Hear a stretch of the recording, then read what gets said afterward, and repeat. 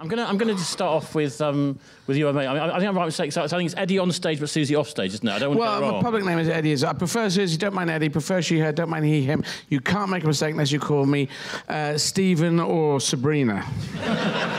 That's where I've got it to. So I've tried to de-trickify the pronoun situation. I'm gender fluid. I've been out for 38 years. If anyone hasn't had enough notice on this, then wait till 40 years clicks up. I don't know, 45. But there's a anyway. It's all cool, and most people are very groovy with it. Well, that makes it a lot easier. So Sabrina. Yeah. Very good. Very funny. Thank you very much. So you're a big fan of the comic strip, going right back to the. Well, this is the thing I said to Peter in the documentary that was done on it. I was in awe of the comic strip. Everyone who's in it, everyone who's doing things around it. And I put the young ones into that era. I know you weren't in the young ones, but it could have been, but it was your thing. But anyway, it didn't happen that way. But the comic strip, because I'd broken into Pinewood Studios when I was 15, so film was my first love. And so the idea, the Python trajectory of getting into sitcom, a sketch show kind of thing, and then going into films. But comic strip did films straight off. And there were comic films, and it was just fantastic. And I just thought it was really tricky, but also quite of it was a lot of character play. Not all of it was laugh out loud, funny, yuck. It was more character interplay. But this one in particular, this one and Gino, I find, Strike and Gino were kind of mini masterpieces. This one definitely is a mini masterpiece. It's beautiful. It works, and it should not work. It defies the law. But when you're in there, when Robbie's going to blow up Sellafield, you're going, no, don't, Robbie. And as soon as you get on the motorbike, interesting, as soon as Peter gets on the motorbike, which wasn't you all the time, was it? But the guy who did it did good stuff. No, it's me the whole time. No, I was watching the guy's face. Jumping bridges, I was going over that. It's me over the bridge. I was watching the guy's face. I think after seeing it for 30 years, what struck me was what an amazing bunch of actors they all were, playing all these different parts. And I just thought they carried the film totally. And Alexei playing so against the kind of way we always. Yeah, he played it very low key and very real. I just loved him in it, and Nigel Planer being the director, and then coming back as being a very camp miner, and you go fine. And then he was another miner later on who was a more serious miner, and it was fine. You were fine with all of it. I just think it was fantastic. I mean, I think it is a mini masterpiece, and particularly Stripe because it works. And at the end, I wanted as soon as he got on the motorbike, I thought that's why Steve McQueen works so well on the motorbike. Motorbikes just fucking work. Get everyone you can. If you're making a film, get someone on a motorbike to do that shit, and it just bloody works. Easy Rider, there it goes. Yes, well, Easy Rider didn't. That's interesting because Easy Rider was it's a different kind of motorbike, though, wasn't it? No, it wasn't. You got to go cross country. You have to go cross country. Stone and going very slowly. That's what. Yes, going down the road bits was okay, fine, but cross country, that's brilliant. And in the end, you're there, and then what Rick's doing as the speaker, and the fact that it's Tammy and she could walk. It's insane. It's all wrong. It's the most beautiful bullshit ever filmed. That's what I think, and it works. It fucking works.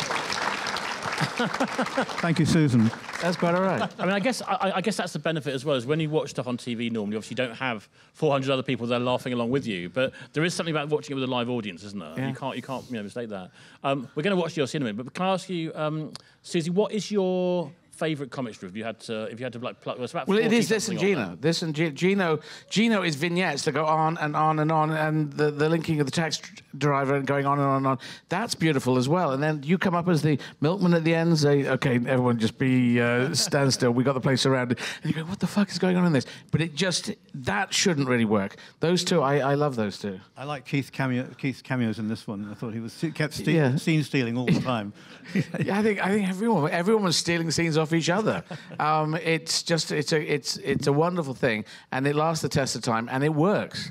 I mean, you've got the beginning of the award ceremony, and the film's still going. It's all wrong. It's so wrong, and it works. It confused me greatly when I was young. I couldn't. That's what we've got to. But then, yeah. And then at the end, obviously, there's this. I mean, I don't know whether it's throwaway or not about Charles Bronson and GLC. Did you know at that point that was a possibility? No, that was just an ending. Then we decided we would make the GLC. You've got a good gag and it works. Yes, why not play along with it? It's a half an hour as opposed to an hour, so it's a lot shorter. And I think it's funnier in places too. Although I was glad that it got so many good laughs, actually. I was very happy. Yeah. And any before we watch it, obviously it was filmed down the road at the actual original GLC building. Yeah, that's right, in the building. Yes. In County Hall itself. Exactly. Which is now a bar. Yeah, bar and all sorts of things. It's got about 7 or 8 different things there now. But I think we're going to just watch GLC. And that's anything you want to share with us before we let you go as well, Susie? No, I'm very glad that Peter did what he did. And people may not know this, but the comic strip started in the Boulevard Theatre just by Raymond's Review Bar. It's in the same building, shared the same bar.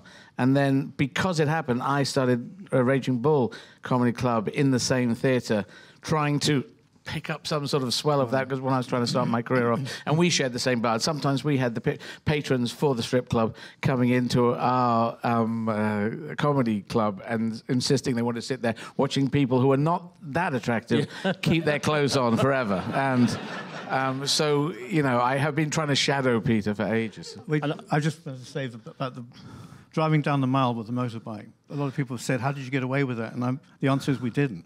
Because the cameraman was just in front of the van, and as I got closer to him, he said, we've got to go again. I didn't quite get it the way I wanted it. In that second, about 5 police cars converged on us and stopped everything and sort of arrested us. And they said, right, who's in charge here? And looking at me, and they said, are you in charge? And I said, no, I'm just an actor. So we pointed to he said, well, whose bike is this? Because it had no tax, no MOT, nothing. I had no helmet. It was just, so, I mean, we broke every kind of law, and we pointed at the stuntman and said it was his bike. And he got £500, which we had to pay. That was the story of that. Well, I must say, I've even copied you again, because when I finished my marathons around the UK, the 43rd one, I came down the Mall as my final thing. I don't know whether I was channeling that. I just thought that would be a good thing to run down, probably because I saw Strike and I was rechanneling exactly what Peter did and just copying him. Well, the last comic strip film that was made was 2016. And there could be others. I know that there's always a possibility. If the phone was to ring and you were to be made the offer, could you imagine it happening ever? Never. He doesn't like to do comedy. He won't do comedy. No, I would. I need to establish myself as a dramatic actor. It took forever. I'm just bringing Great Expectations into the Garrick Theatre, having got rave reviews in America. So and that's happening now. That's happening right now. It opens on Wednesday, and apparently, according to The Guardian, I may now have established that I can act. Now I can do comedy. I've got a feeling I remember like Shadow of a Vampire being many moons ago. That's lovely. So it's not as if you haven't. I mean, you've done a lot. No, well, you see, the people who know, people who gave a damn said, oh yeah, good work in that. But I think it was the British press that was saying, comedian Eddie Izzard, who's not done any drama ever. And I just kept pushing and pushing and pushing, and Great Expectations has taken, and Hamlet is on the rails, ready to come in next in America in January. Good luck with that, and Great Expectations, Garrick Theatre, nice little plug for you there. Yeah, it sounds like I'm here to plug things, doesn't it? Yeah, no.